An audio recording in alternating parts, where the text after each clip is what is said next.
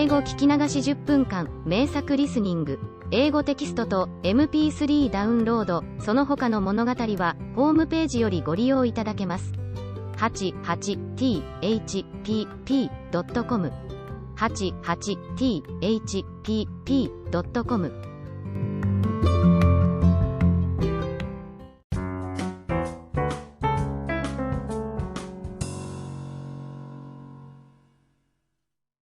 Rapunzel.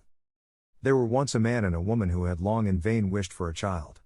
At length the woman hoped that God was about to grant her desire.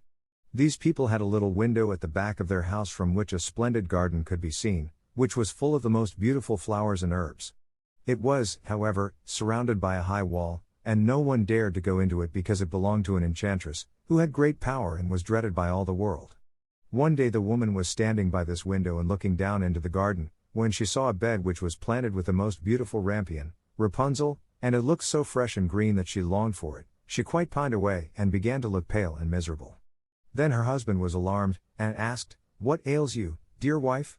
"Ah," she replied, "if I can't eat some of the rampion, which is in the garden behind our house, I shall die."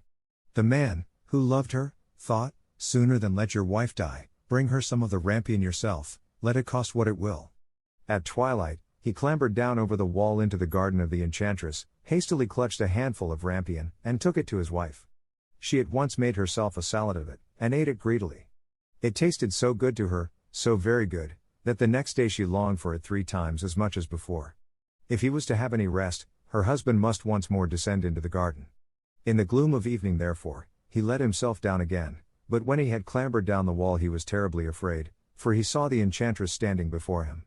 "How can you dare," said she with angry look, "descend into my garden and steal my rampion like a thief? You shall suffer for it." "Ah," answered he, "let mercy take the place of justice, I only made up my mind to do it out of necessity.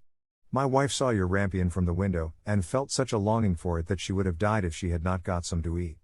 Then the enchantress allowed her anger to be softened, and said to him, "If the case be as you say, I will allow you to take away with you as much rampion as you will, only I make one condition. You must give me the child which your wife will bring into the world, it shall be well treated, and I will care for it like a mother."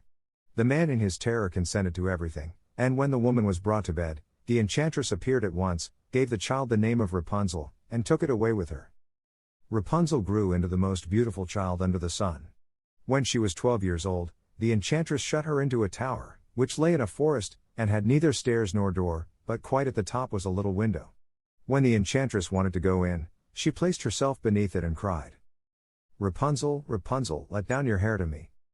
Rapunzel had magnificent long hair, fine as spun gold, and when she heard the voice of the enchantress she unfastened her braided tresses, wound them round one of the hooks of the window above, and then the hair fell 20 ells down, and the enchantress climbed up by it. After a year or two, it came to pass that the king's son rode through the forest and passed by the tower. Then he heard a song, which was so charming that he stood still and listened. This was Rapunzel, who in her solitude passed her time in letting her sweet voice resound. The king's son wanted to climb up to her, and looked for the door of the tower, but none was to be found. He rode home, but this singing had so deeply touched his heart, that every day he went out into the forest and listened to it. Once when he was thus standing behind a tree, he saw that an enchantress came there, and he heard how she cried, "Rapunzel, Rapunzel, let down your hair to me." Then Rapunzel let down the braids of her hair, and the enchantress climbed up to her. "If that is the ladder by which one mounts, I too will try my fortune," said he, and the next day when it began to grow dark, he went to the tower and cried, "Rapunzel, Rapunzel, let down your hair to me." Immediately the hair fell down and the king's son climbed up. At first Rapunzel was terribly frightened when a man, such as her eyes had never yet beheld, came to her, but the king's son began to talk to her quite like a friend, and told her that his heart had been so stirred that it had let him have no rest, and he had been forced to see her. Then Rapunzel lost her fear, and when he asked her if she would take him for her husband, and she saw that he was young and handsome, she thought, "He will love me more than old Dame Gothel does," and she said yes, and laid her hand in his. She said, "I will willingly go away with you, but I do not know how to get down. Bring with you a skein of silk every time that you come, and I will weave a ladder with it, and when that is ready I will descend, and you will take me on your horse." They agreed that until that time he should come to her every evening, for the old woman came by day. The enchantress remarked nothing of this, until once Rapunzel said to her, "Tell me, Dame Gothel, how it happens that you are so much heavier for me to draw up than the young king's son, he is with me in a moment. Ah!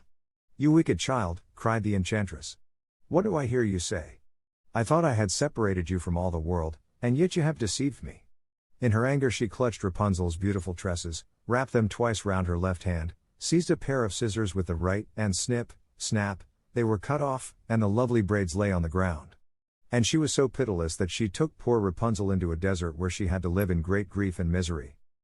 On the same day that she cast out Rapunzel, however, the enchantress fastened the braids of hair, which she had cut off, to the hook of the window, and when the king's son came and cried, Rapunzel, Rapunzel, let down your hair to me. She let the hair down.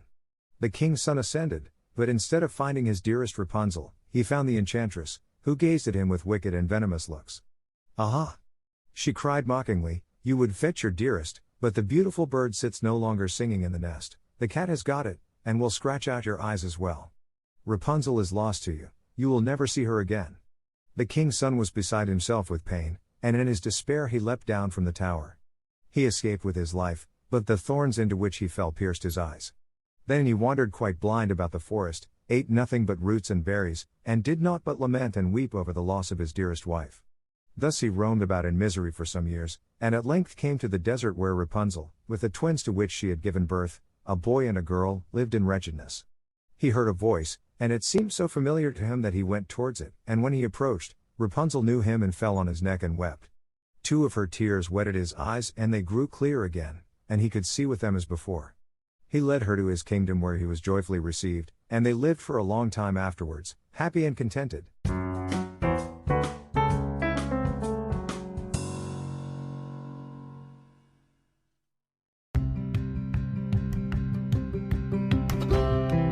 英語聞き流し10分間、名作リスニング。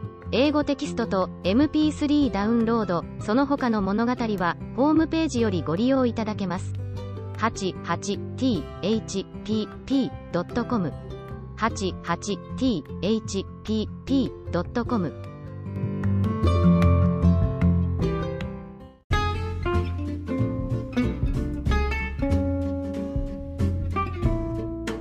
Audiobook, Japanese Dream by Hitomi Woods on sale at online stores or apps. Apple, Audible, Google Play, Nook Audiobooks, 43 available distributors in total.